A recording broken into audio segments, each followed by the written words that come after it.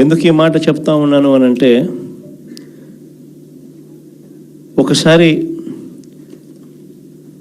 ఈ రామకుప్పానికి సంబంధించి చంద్రబాబు నాయుడు గారి సొంత నియోజకవర్గం, ఈ రామకుప్పానికి సంబంధించి ఎంపీటీసీకి సంబంధించిన ఒక కేస్ స్టడీ, ఒక ఎంపీపీ చనిపోయిన పరిస్థితుల మధ్య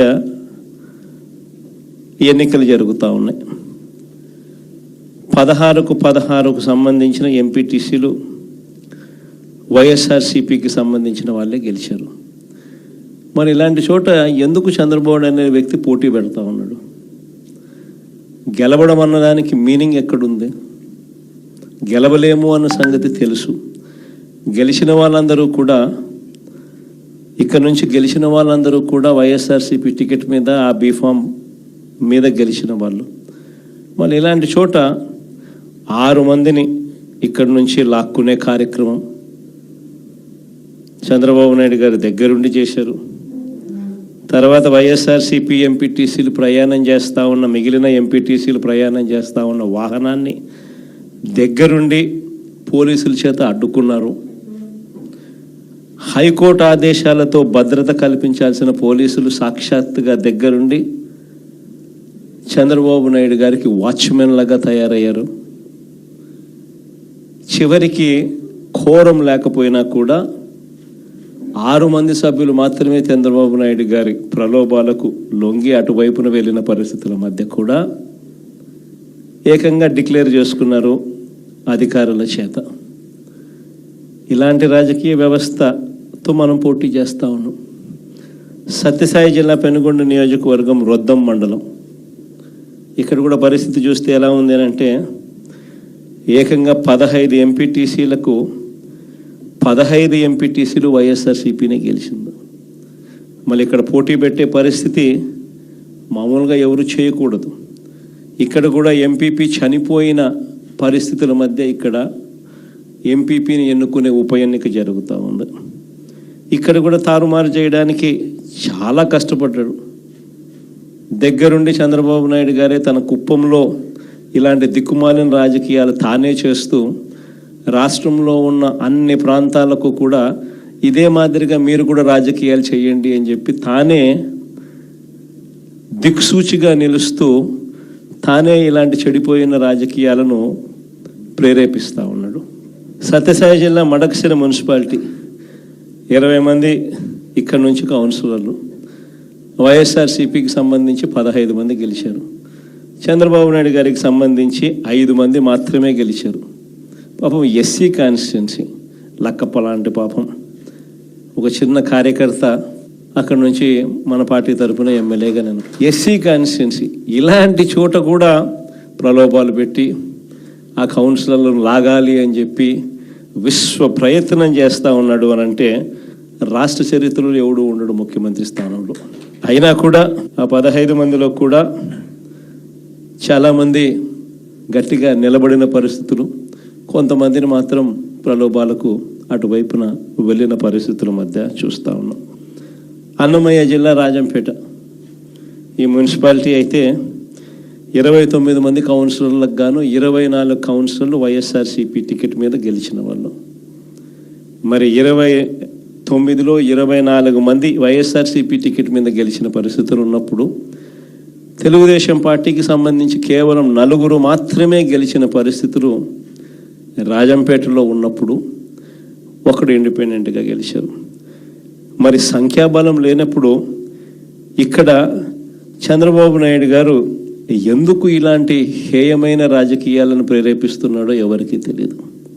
కానీ ఇక్కడ కూడా ఎంత కష్టపడినా కూడా ఒకడంటే ఒకడు కూడా పోని పరిస్థితిలో కూడా ఇక్కడ కూడా మన వాళ్ళు చాలా గట్టిగా కూడా నిలబడతా ఉన్నారు అని అంటే నిజంగా గొప్ప సంగతి. ఇక్కడ అందరికీ కూడా అభినందించాల్సిన అవసరం ఉంది.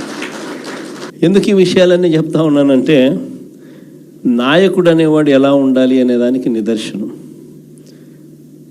మన ఎంపీటీసీలు ఎవరైతే ఇవాళ తెగువ చూపుతూ ఉన్నారో, విలువలకు విశ్వసనీయతకు గట్టిగా నిలబడి, మేము ఎంపీటీసీలమైనా జెడ్పీటీసీలమైనా కౌన్సిలర్లమైనా, అయ్యా చంద్రబాబు నీకన్నా పోలిస్తే మేము చాలా చిన్న పదవుల్లో ఉన్న వాళ్ళము, అయినా కూడా మాకు విలువలు ఉన్నాయి, విశ్వసనీయత ఉంది, రాజకీయాలకు అర్థం మేము చెప్తా ఉన్నాం.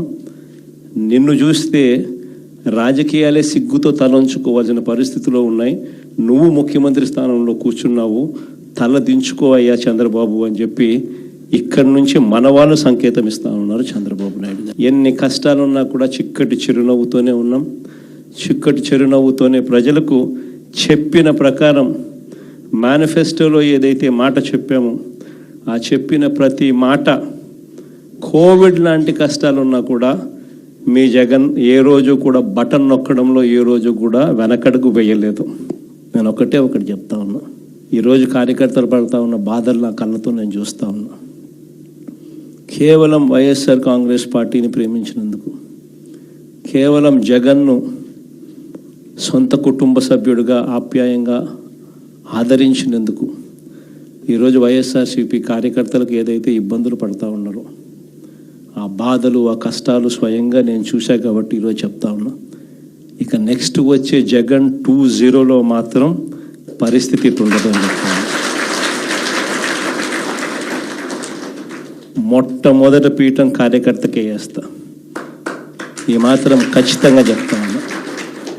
ఈరోజు ఎవరెవరైతే పోలీసులు, ఎవరెవరైతే అధికారులు, ఎవరెవరైతే మిమ్మల్ని ఇబ్బందులు పెట్టారో అందరి పేర్లు నోట్ చేసుకోండి. నేను చెప్తా ఉన్నా, మీరు నోట్ చేసుకోండి. ఒక్కొక్కడిని మాత్రం యూనిఫామ్కున్న వాల్యూ ఏమిటి అనేది వాళ్ళకి అర్థం కావాలి.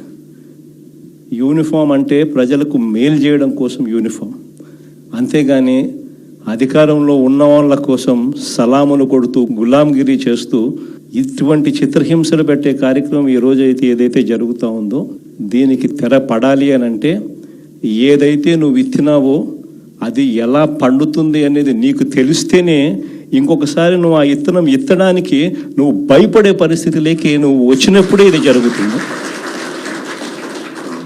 కాబట్టి ఈసారి మాత్రం ఖచ్చితంగా మెసేజ్ ఖచ్చితంగా పోతుంది. ఎవడెవడైతే అధికారి, ఎవడెవడైతే వైఎస్ఆర్సీపీ కార్యకర్తను ఎవడెవడైతే ఇబ్బంది పెట్టాడో వాళ్ళందరినీ కూడా చూస్తూ ఊరుకోము. చట్టం మీద దోషులుగా నిలబెడతాము.